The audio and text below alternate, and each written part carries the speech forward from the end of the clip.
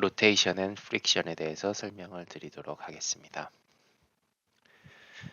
먼저 오일러 앵글이라는 개념이 나옵니다.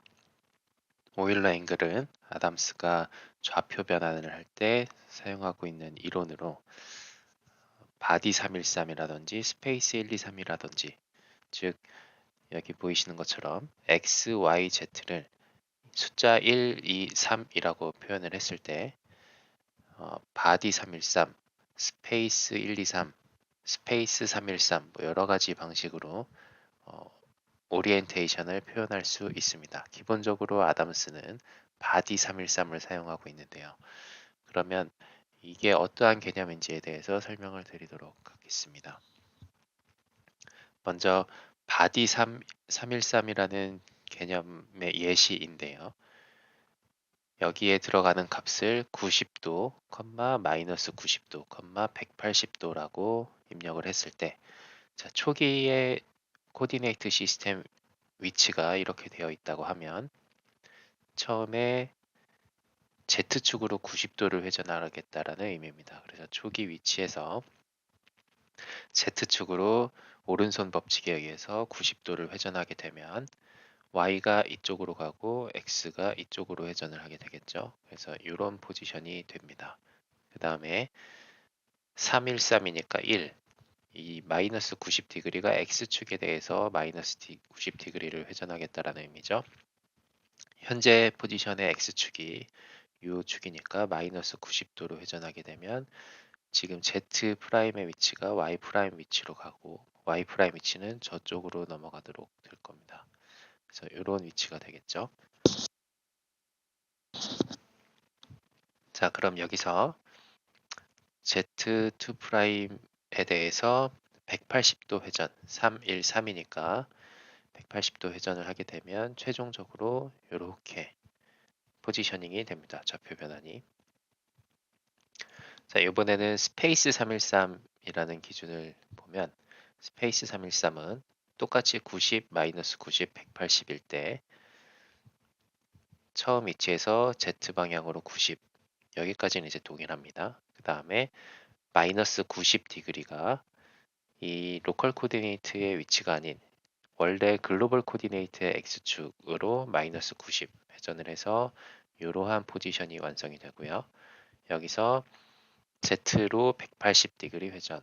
그러면 이건 역시 글로벌 코디네이트의 180, Z축에 180도 회전을 하기 때문에 최종적으로 이러한 좌표 변환이 되게 됩니다. 그래서 바디 313과 스페이스 313의 결과가 이렇게 다른 것을 확인하실 수 있습니다.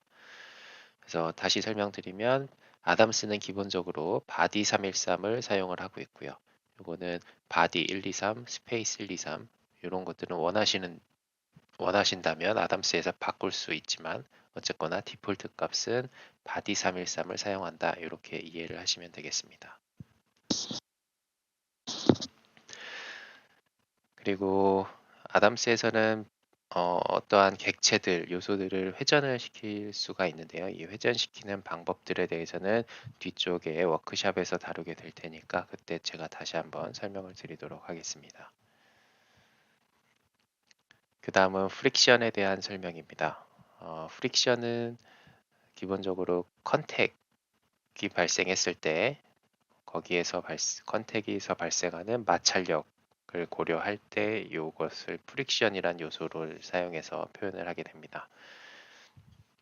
기본적으로 트랜슬레이셔널 조인트, 레볼루트 조인트, 실린더리컬 조인트 각각의 조인트들에서도 이 프릭션 효과를 부여를 하실 수가 있고요. 또한 컨택에서도 사용을 하실 수가 있습니다. 기본적으로 마찰력 F는 마찰 계수 뮤와 수직 항력 n에 의해서 계산이 되어집니다. 자, 그러면 마찰에 대한 개념 설명을 드리도록 하면 지금 위쪽에 보이시는 마찰 모델이 이상적인 마찰 모델입니다. 처음에 어떠한 물체에다가 힘을 가했을 때 그 물체가 움직이지 않겠죠. 지금 이 X축이 벨로서티라고 되어 있는데 이게 디스플레이스먼트가 될 수도 있습니다. 어쨌거나 물체에 힘을 가했을 때 그 물체가 변이가 발생하지 않았다는 의미는 속도도 발생하지 않았다라는 의미가 되니까 X축은 디스플레이스먼트일 수도 있고 벨로시티일 수도 있습니다. 그래서 어떠한 힘을 가했을 때 계속 부체가 움직이지 않을 때 마찰 계수는 이렇게 쭉 올라가겠죠. 그리고 어느 순간 최대 정지 마찰력을 넘어서게 되는 힘을 받게 되면 그때부터는 움직이기 시작해서 동마찰 계수까지 이렇게 마찰 계수가 이렇게 변화를 하게 됩니다. 그래서 실제로 힘을 어느 일정 수준까지, 그 일정 수준이라고 하면 최대 정지 마찰 계수까지 힘을 이렇게 쭉 증가시키는 구간에서는 실제 변이나 속도가 발생을 하지 않고요. 그리고 그 구간을 초과했을 때부터 이제 변이 속도가 발생을 하게 됩니다. 자, 이게 이상적인 마찰 모델인데 아담스는 아시겠지만 컴퓨터로 해석을 하게 되고 컴퓨터는 수치 해석을 사용하기 때문에 이러한 마찰 모델을 표현할 수 있는 방법이 없습니다. 왜냐하면 지금 x축이 0일 때 y축이 무한대의 값을 가지기 때문에 이런 모델은 사용할 수가 없죠. 그래서 필연적으로 이 스틱션 구간에 기울기를 줘서 스틱션 구간이 생기게 됩니다.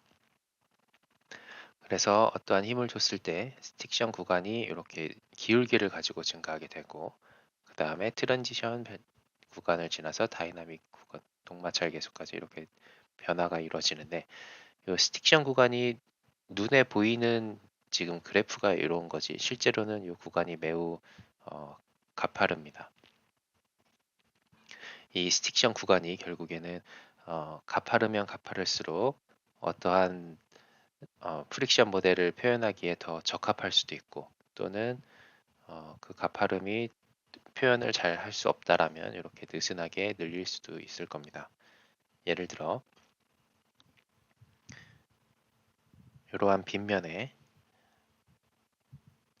이렇게 박스가 놓여져 있다고 가정을 하고요. 중력이 이쪽 방향으로 작용을 하고 있습니다. 그리고 이 위치에다가 힘을 주게 되면은 일정 수준까지는 최대 정지 마찰 계수를 받다가 그 이상이 됐을 때 이 박스가 움직이기 시작할 겁니다. 자, 그런데 이 박스가 일반적인 뭐 아주 스티프한 스틸이라든지 아니면 금속, 어쨌거나 금속 물체일 때는 이럴 수 있는데 극단적인 예를 들어서 만약에 이게 박스가 아니고 두부라고 가정을 하게 된다면 그럴 경우에는 이쪽에 F 힘을 주게 되었을 때 두부가 이렇게 변형이 발생을 할 겁니다. 실제로 아직 정지마찰 계수를 받고 있어서 움직이지는 않았지만 이 힘에 의해서 이 두부가 변형을 하게 된 거죠. 자, 이렇게 되면 원래는 이 두부의 CG 위치가 이곳이었는데 변형을 하게 되면서 CG 위치가 이렇게 마치 속도가 발생한 것처럼 변한 것을 표현할 수도 있습니다.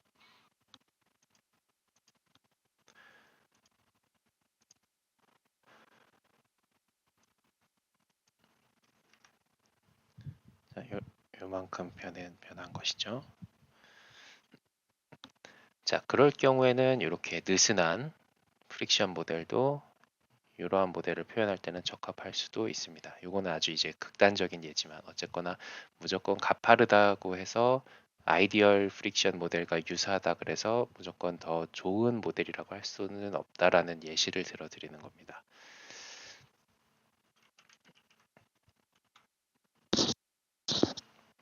자, 그 다음에 또 다른 형태의 매저를 설명드리겠는데요. 이 매저는 기본적으로 저희가 매저를 만들 때 아무런 조건 없이 어떤 포스를 뽑겠다 또는 디스플레이스먼트를 뽑겠다, 속도를 뽑겠다. 어떠한 객체에 대해서 단순히 매저를 만들게 되면 기본적으로 글로벌 코디네이트 기준으로 출력이 됩니다. 예를 들어 y에 대한 벨로시티를 보겠다. 그러면 글로벌 코디네이트의 y를 이야기하게 돼요. 그런데 만약에 글로벌 코디네이트가 아닌 특정 로컬한 코디네이트 시스템을 기준으로 출력을 해야 될 경우도 있기 때문에 그 로컬 코디네이트 시스템을 기준으로 매저를 생성하는 방법에 대해서 설명을 하는 것입니다. 자, 그래서 그래비티가 글로벌 코디네이트 y 방향 마이너스 y 방향으로 작용을 할 때, 자, 마커 1번이라는 로컬 마커는 이렇게 Z축으로 세타 30°만큼 회전한 위상을 가지고 있습니다. 자, 이런 마커를 기준으로 이 어, 공이 중력을 받아서 낙하를 할 때 기준점이 글로벌 코디네이트가 아닌 이런 마커 1번일 경우에는 지금 사인 코사인으로 x, y 불력을 이용해서 계산을 해내야겠죠.